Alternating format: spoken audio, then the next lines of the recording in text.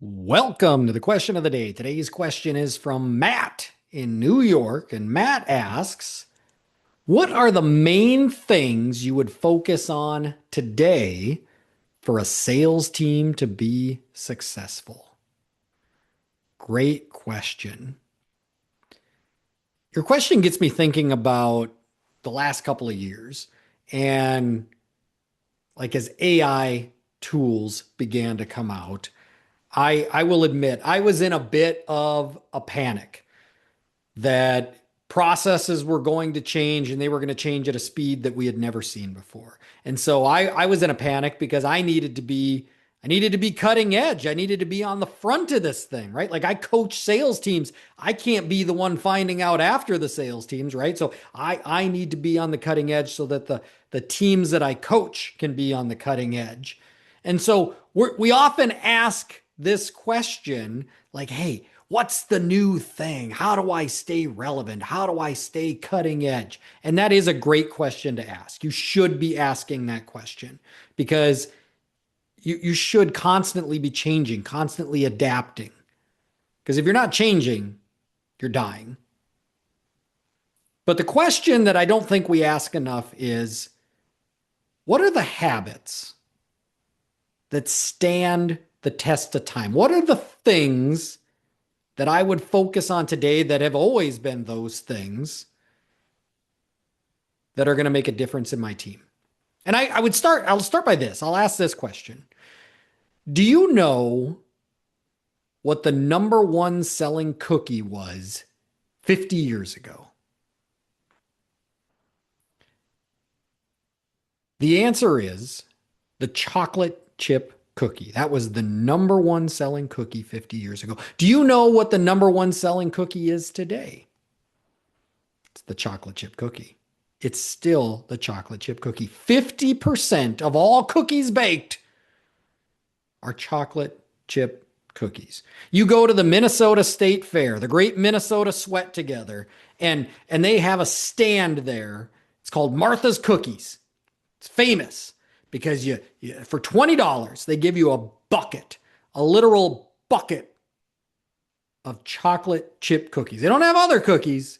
They have chocolate chip cookies. And this bucket, it's overflowing. They heap it up. They stack it up on top of that bucket. So it's a bucket, but it's like heaping out the top. They do this because people love chocolate chip cookies. They don't do this with other cookies. So the number one selling cookie today is still chocolate chip cookies.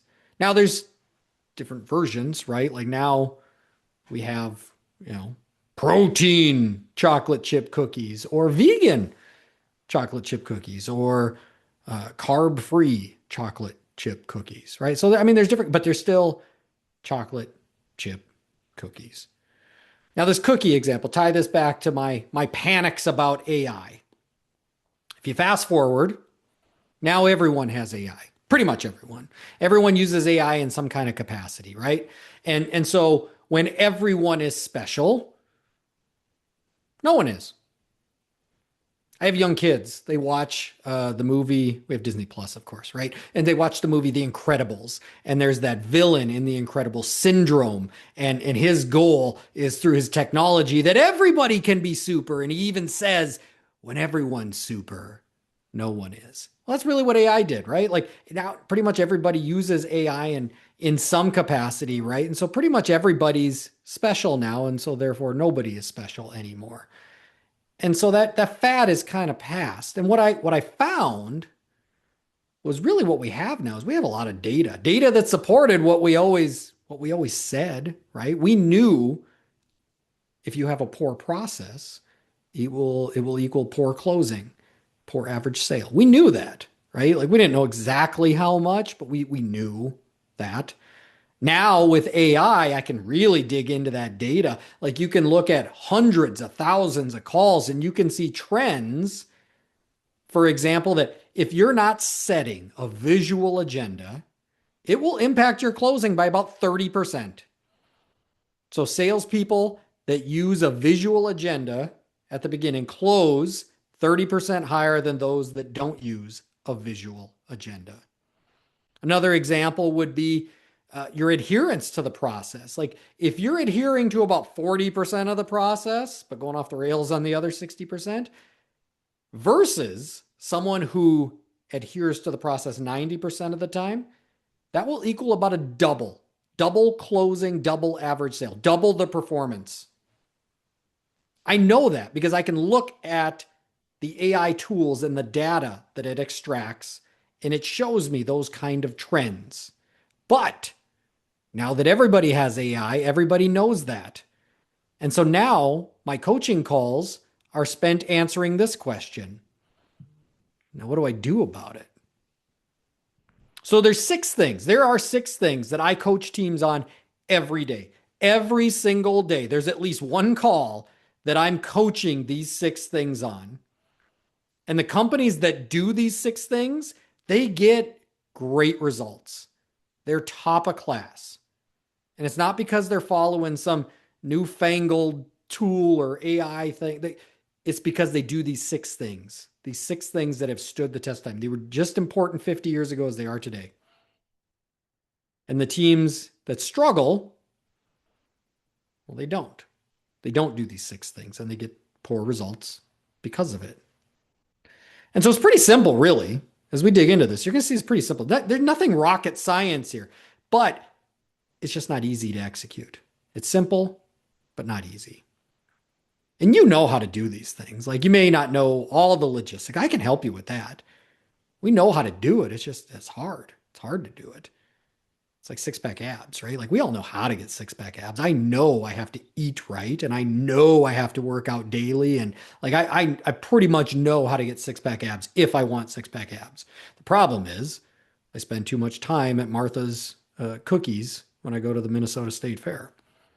So let's dive in. The six things, right? What are the six things the teams are doing to get a leg up on everybody else?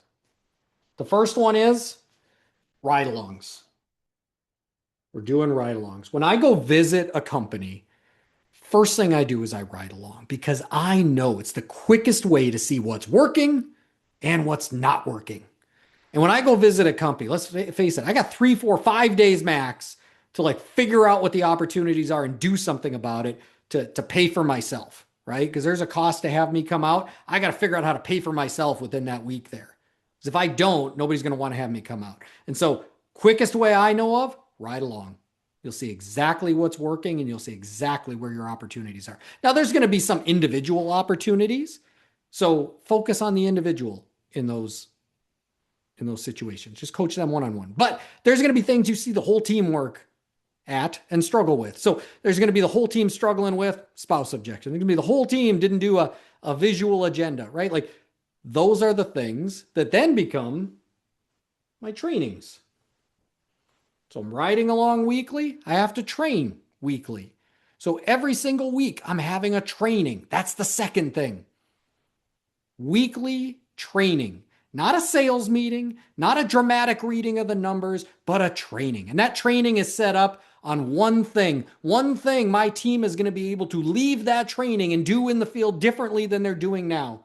So if they're not setting a visual agenda, that's going to be the training. We're going to train on how to do a visual agenda. When they leave, they'll be able to do a visual agenda. And so I have to train weekly. Now, the third thing I have to do is I have to have one-on-ones, weekly one-on-ones. My weekly one-on-one is where I'm checking in. That's where I'm holding the team accountable to the things we trained on. Because I rode along, I saw opportunities, I trained on one opportunity, and now I'm checking in. How's that thing going?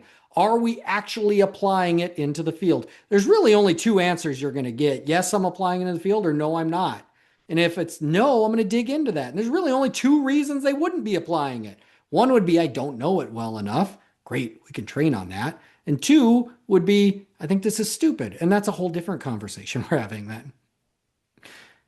So my one-on-one is where I'm checking in. And then that leads back to the ride-alongs. Now, the next ride-along I do next week, I should see that thing in the field. So that way I know that adoption is taking place. Because if I'm training and it's not adopting into the field, I'm just wasting my time.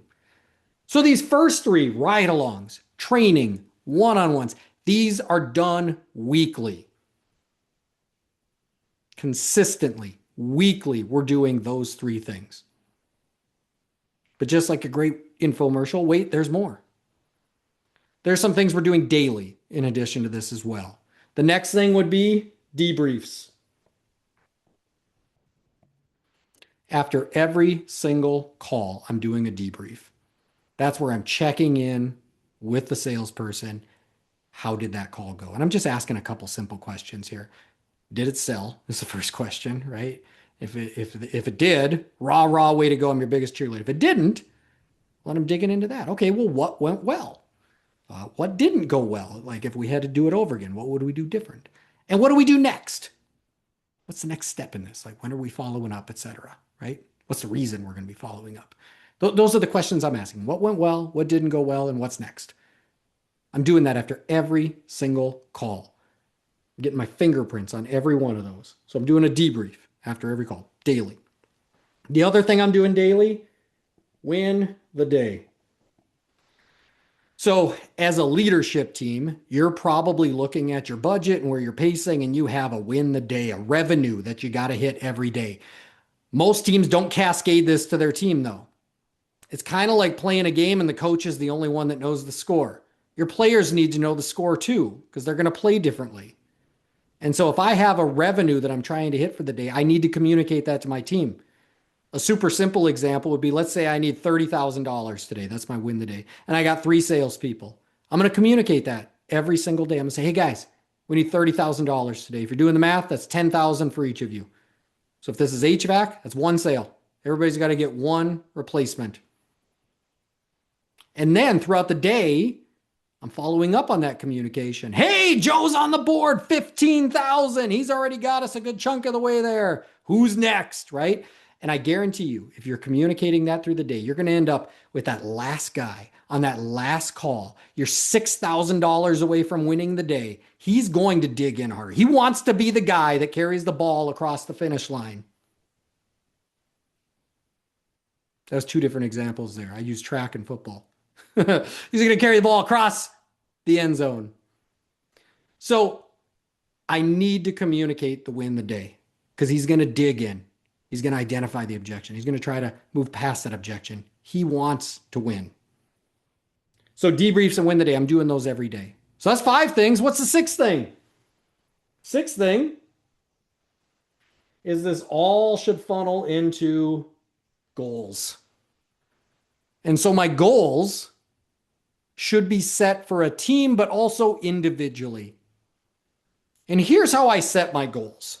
When I set my goals, this all started with a company budget. You had a budget you have to hit.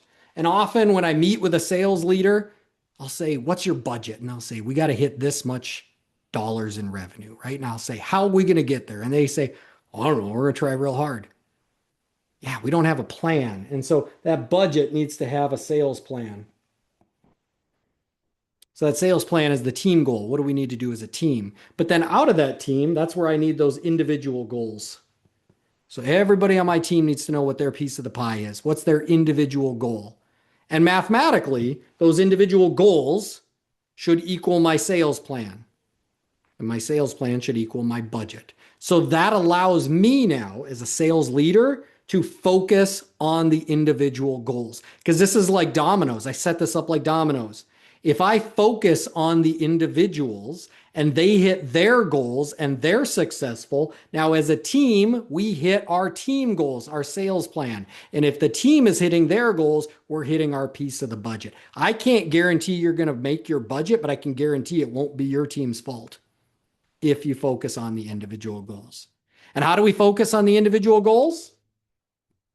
Weekly ride-alongs, weekly training, weekly one-on-one, daily debriefs, and daily win the day, all encompassed by individual goals. So in summary, there's a lot of great things that you can pay attention to. AI to assist with process adherence, CRMs to streamline communication from sales to install.